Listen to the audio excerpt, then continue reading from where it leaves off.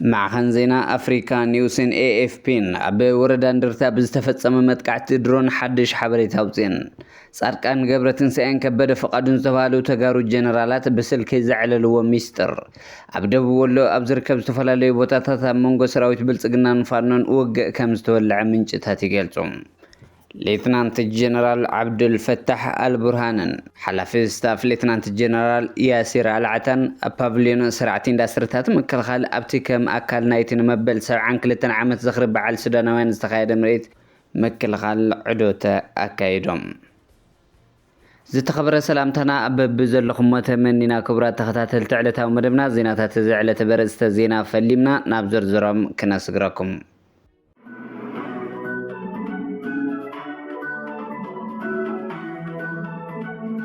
حيلتات منقسط فيدرال أبتا كابر إسا كتما مغلا أستات 12 كيلومتر كساب 15 كيلومتر اتبازح كتما كويحة وردان درتا طابع قدامي ويانا قشت دانديرا متقعت دون كم زكايدو مسخاخر عيني كاب تخبابي قلصو بتي رفاد تمالي كباب ساعات 3:30 نقطاطرات هاجر بزتفصم متقعتي حدا سب كم زموتن حدا دما كم زغسلن كاب ممحدار اتخباب استرخبا حبريتا يملاخت سراويت ኢትዮጵያ ብዛዕባ ዝመጥቃዕቲ ዛጊድ ዝሃቦ ሓበሬታ የለን ኣብ ወረዳን ደርታ ብተመሳሳሊ ቦታ ካልኣይ ደብዳብ ድሮን ከም ዝተፈጸመ እውን ድሒሩ ዝወፅእ ሓበሬታ የመላኽት ትማሊ 12:18 ግዝ ድሕሪ ቀትሪ ኣስታት ሰዓት 10:10 ኣብ ወረዳ 70 ደርታ ጣብያ ቀዳማይ ወያነ ቁሸት ዳንዴራ ካልኣይ ደብዳብ ድሮን ከም ዝተፈጸመ እውን ድሒሩ ተሓቢሩ እዩ እዚ ናይ ድሕሪ ቀትሪ መጥቃዕቲ ድሮን ኣብቲ ንጎ ደብዳብ ዝተፈጸመሉ ናይ ሓረስቶት መሰልጠኒ ማእኸል ዝዓረፈ እዩ ኣብዚ ካልኣይ ደብዳብ እውን ኣብ ልዕሊ ሰብ ይኹን ንብረት ዝበፅሐ ምንም ዓይነት ጉድኣት ከም ዘየለን እቲ መጥቃዕቲ ድማ ኣብቲ ቀዳማይ ቦታ ከም ዝዓረፈ ተገሊጹ ብተመሳሳሊ መምሕዳር ዞባ ደቡብ ምብራቕ ትግራይ ህዝቢ ንዝረኣዮ ዘሎ ጥንቃቐ ብምንኣድ እዚ ተመሳሳሊ ሓደጋታት ከይበፅሕ ዝግበር ዘሎ ጥንቃቐታት ብዝበለፀ ተጠናኺሩ ክቕፅል ፃውዒት ምቕራቡ እቲ ሓበሬታ ይረዳእ مع خنزين أفريكا نيوسن AFP'n أب وردان درتا بستفصم متقعت درون حدش حبريتا وزينين سبب سلطان تግራይ መንግስቲ ፌደራል ኣብ ከባቢ መቐለ ብመጥቃዕቲ ድሮን ፈጺሙ ክብሉ ከም ዝኸሰሱ ማዕኸናት ዜና ኣፍሪካ ኒውስን AFP'n ጸብጺበን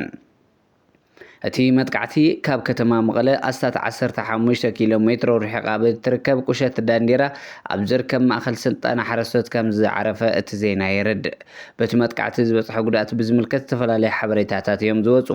ሰበ ስልጣን ትግራይ ኣብ ተፈጻመ ምንም ዓይነት ጉድኣት ከም ዘይበፅሐ ክገልጹ እንከለው ስሙ ክግለጽ ዘይደለየ ሓደ ናይቲ ከባቢ ካህን ግን ንAFP ኣብ ዝሃቦ ቃል ሓደ ዝሞተ ተጋዳላይ ብመኪና ክውሰድ ከም ዝረአን ካልኦት ክልተ ሰባት እውን ከም ዝቆሰሉ ከም ዝኣመንን መስኪሩ كان وسيخوت متقعتي أبطغ حدا بيت تمرتن ما يمستن سسا زركب ناي حرشا مريت كم زعرفون أرديوم زن علم الخوان مع خانات زينا أبصابن أبزغربا سمونات أمونغو فيدرال منغستن تقراين زلو وطرنا وسخا ممتون كلتي أموغنات حدش قونسن مجماري فتون اللو نتوالي كاسسو كم زلون أزاخا خيرا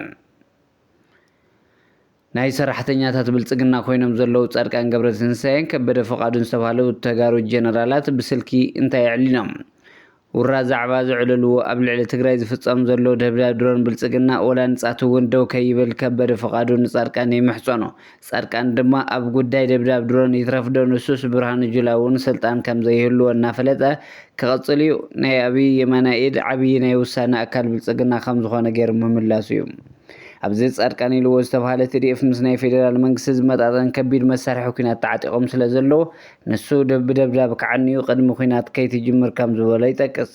ሕዚ ኣብ ከባቢ እንደርታ ተፈጺሙ ዝበሃል ዘሎ ደብዳብ ድሮን ናይ ዝመቐጸልታ ኣጽዋርያ ኣእትዮም እናበለ ማኽማኽነታ ትካላት ህዝብን መንግስትን ከዕንዎ ሸኒሉ ምህላው እዩ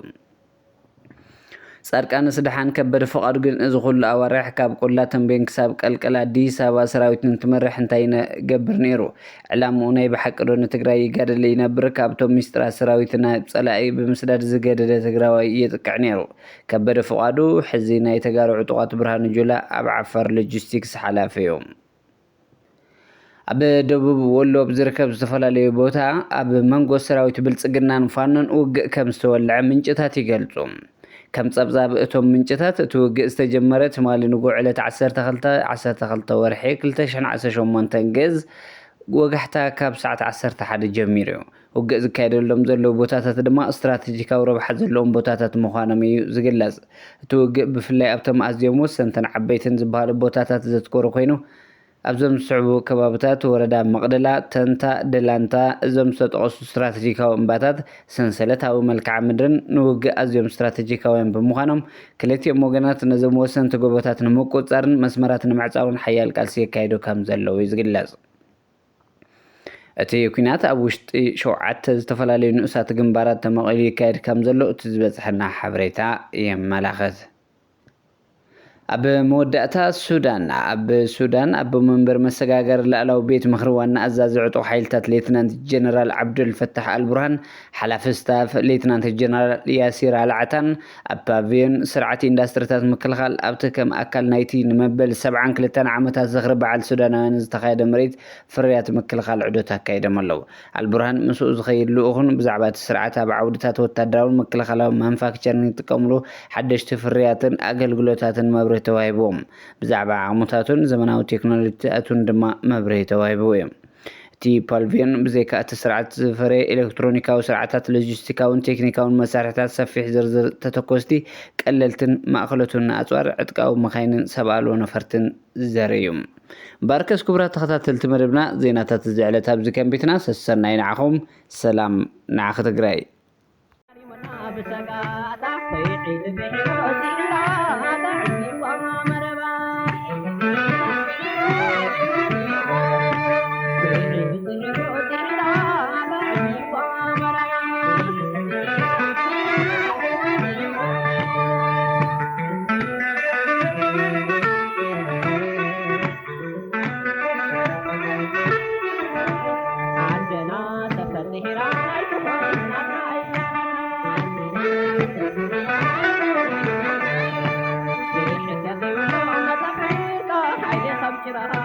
Bye.